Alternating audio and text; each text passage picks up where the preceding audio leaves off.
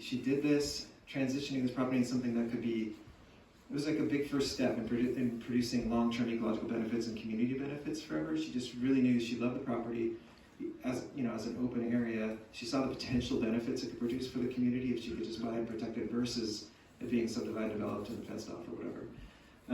And once she owned it, you know, instead of making it her own private estate, she decided to allow the community to use it, you know, use it for recreation, to walk out there. And you can see on this the trails, of course. If you never walked out there, it's pretty extraordinary. And there's a lot of trails that walk through. There's a bridge. There's people walk this every day. Every time I go out there, I see somebody walking their dog or birding, other quiet recreational activities. And that's because she's just generously allowing that to happen and taking on that risk to have people do that. So Annie then said, well, I want to make sure this stays like undeveloped forever. So she approached the land trust, because that's something that we help landowners do all the time. And she said, I want to help protect the property from subdivision and development. We said, okay, well, let's take a look. And we worked with her and determined a way to do that through a conservation easement to permanently remove the threat of subdivision and development by placing a conservation easement on the property. And we even were awarded some funds to help cover some of those costs of the property, of this project, including the administrative and legal costs. And we're awarded some money from the local, the local Public Conservation Futures Fund, which is a conservation fund that's managed by the county. And in doing that, Annie effectively extinguished about 70% of the real estate value of the property, just like gave it away basically to the conservation vision. So an enormous financial commitment just to saying, okay, I'm gonna basically donate this to the benefit of future generations to keep this an undeveloped place except for this little corner. And I want to just shine a spotlight on that, because to me that's extraordinary. To me that's just like such conservation vision. And there's a lot of great stories like that in this county that the Land Trust gets to participate in, and it's beautiful when landowners decide to really step forward and do something to help protect the place. And again, this represents a really big gift in my mind to current and future generations. And the conservation easement, you know, is a document that's on the title of the property, and it protects the natural and open space values forever. But I want to make sure everybody understands it does not ensure public access at all. It's private land, and the conservation easement protects the conservation values, the ecological potential of the property, the natural values, the open space values. Annie just chooses to keep it available for people to walk around on because she's Annie. it's a really nice thing. So I'll leave it at that, and let me move on to the next slide. Let me also emphasize that, like a lot of other properties, Land Trust helps protect with conservation easements.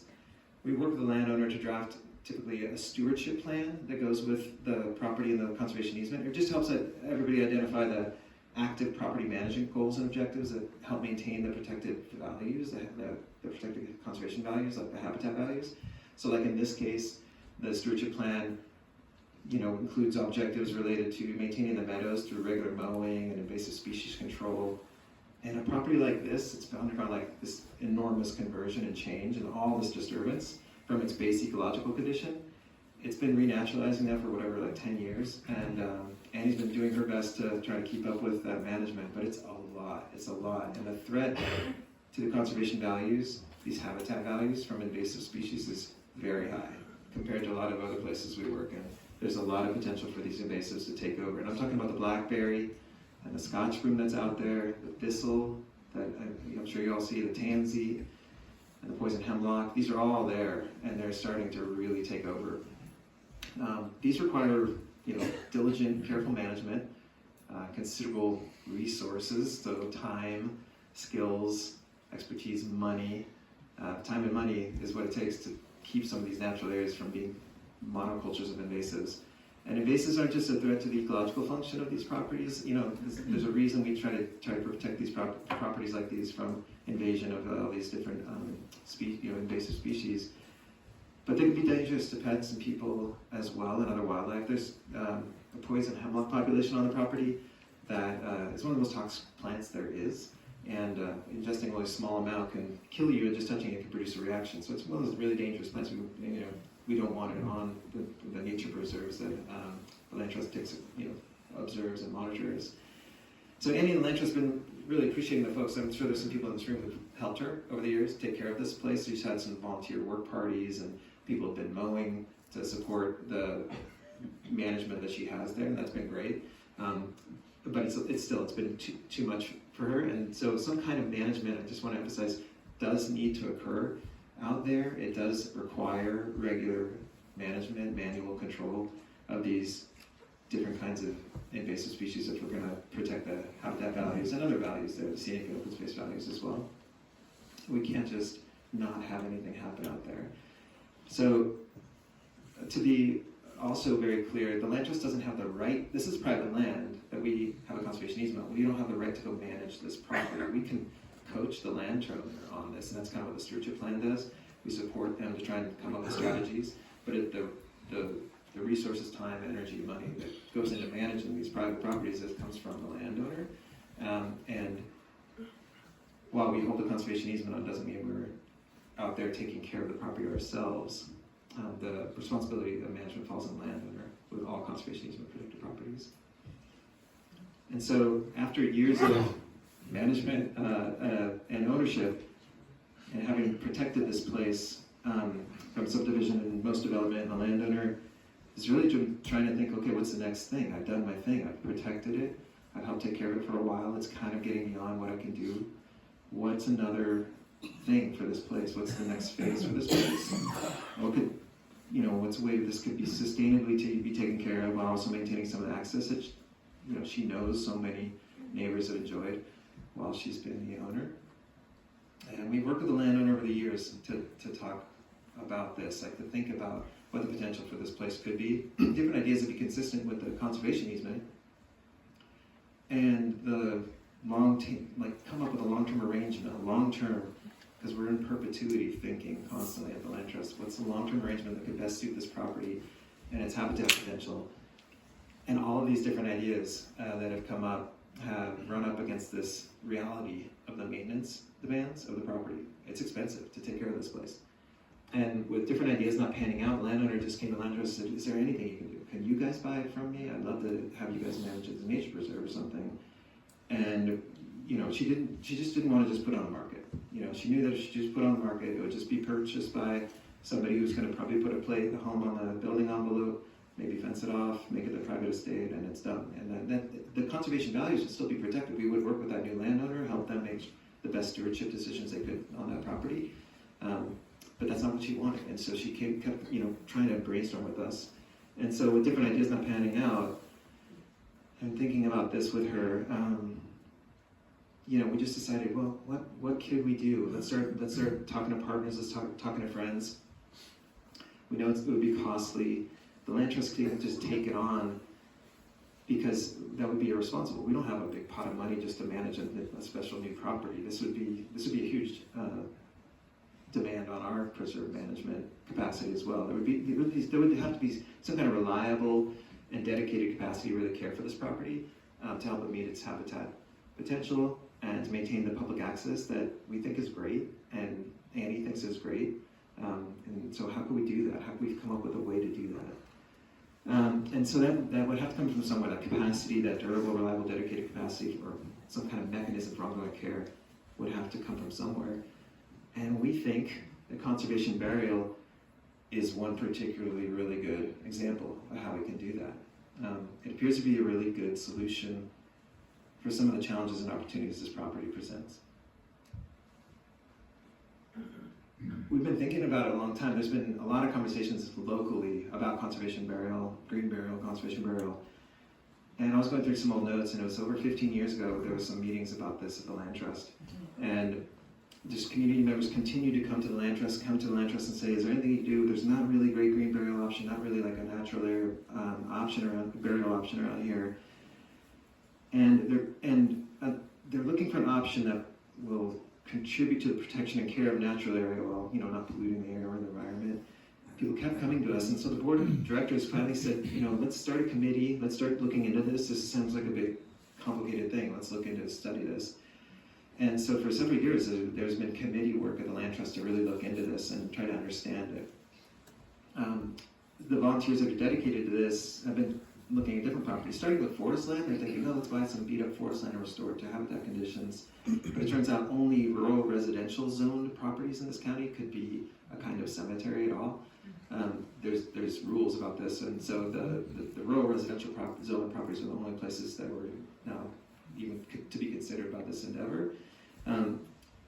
And when we thought of that, and there's a long story, a lot of work that's gone into this, and Annie came to us and started asking, what can we do here, and all these other ideas weren't panning out. We thought, I wonder if this could be a good fit for this conservation burial ground idea, this green burial ground idea. Let's take a closer look. So we brought the idea to the landowner, and when she learned about the potential this vision has to, help the property meet all these goals of habitat improvements, access, and this new, helpful burial option that so many people have wanted from this community or to be somewhere locally for such a long time, she was encouraged by this approach. She was encouraged and said, let's do this. Let's see I'd love to be able to sell this to you for this purpose. Let's come up to an agreement and let's start looking, have you guys start to look hard at this. So we entered into a purchase and sale agreement with her, and we started our process, our due diligence, and that's what brings us here today. So we're now in this due diligence periods of community engagement, permitting. So we went to the county, said, okay, how would this work? We would apply for a permit. Okay, we're going to apply for a permit, so you can tell us what applicable law here would need to be satisfied so we can determine if this is a good fit for this kind of use, this land use. And then also we're going to start working on our relevant studies, as you can imagine, just making sure this property could be suitable for this. We're going to talk to different specialists, like we're have a contract. We're engaging with a habitat biology group to help us understand wetland delineations and other habitat features of the property, and what would be both good areas to do some restoration on, but also what is existing habitat conditions that we could expand. And then we also are going to be talking to a geohydrologist to understand, okay, what's going on underground with the water, what's the most appropriate places where burial could happen, and that will accommodate, the natural burial areas, and then otherwise not complicate underwater hydrology, underground water quality, or anything like that.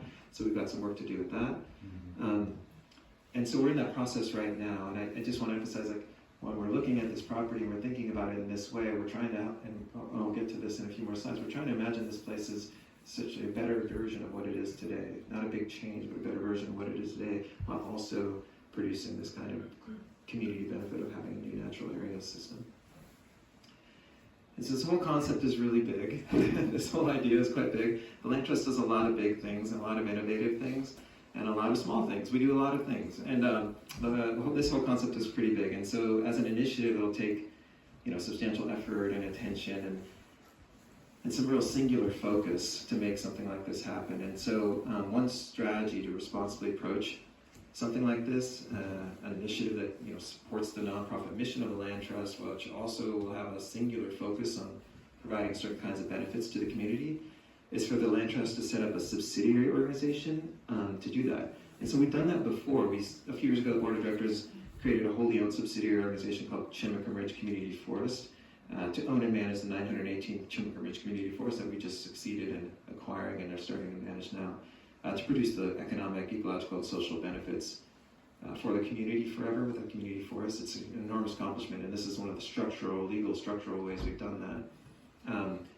So we did it again. We created a separate subsidiary years ago so that we'd be ready to acquire a property and get something going once we found the right property. So Olympic Wildlands Burial Ground is the name of this LLC. It's a wholly owned subsidiary, just the Land Trust owns it, and it's just put together in preparation for eventually establishing conservation burial ground. And as a subsidiary, the entity must be operating in a way it's consistent with and supportive of the Land Trust mission. So in other words, it falls under the nonprofit umbrella of the Land Trust, and the subsidiary has a volunteer board of managers who are appointed by the Land Trust board of directors, and they oversee the governance and operations of that entity.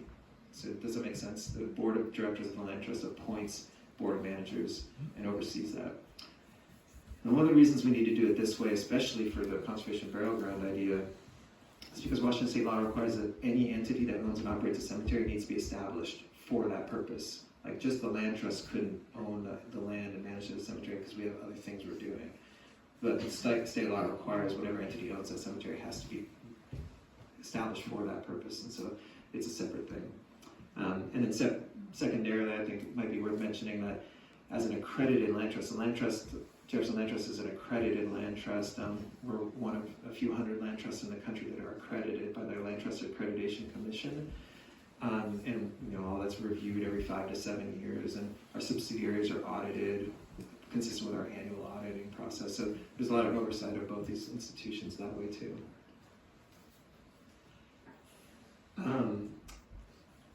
Some of the other dynamics here is the part of the structural arrangement here that includes a separation of the protection function of the conservation easement. So it's a responsibility of the land trust to monitor and enforce this perpetual deed restriction, this conservation easement. So the land trust holds this conservation easement, and that won't change. This is something the land trust is responsible for forever, and making sure this property is managed in a way that's consistent with the conservation easement is the land trust's responsibility. The subsidiary holds the deed of the property, and the land trust will retain the easement. So it separates those two. Those two need to stay separated so they're not merged. And again, it's the exact same situation as a community forest. And once a property is acquired and operations planning is arranged, it's expected that a conservation program manager will be hired to staff this effort, who will be supervised by the board of managers. So that's some of the structural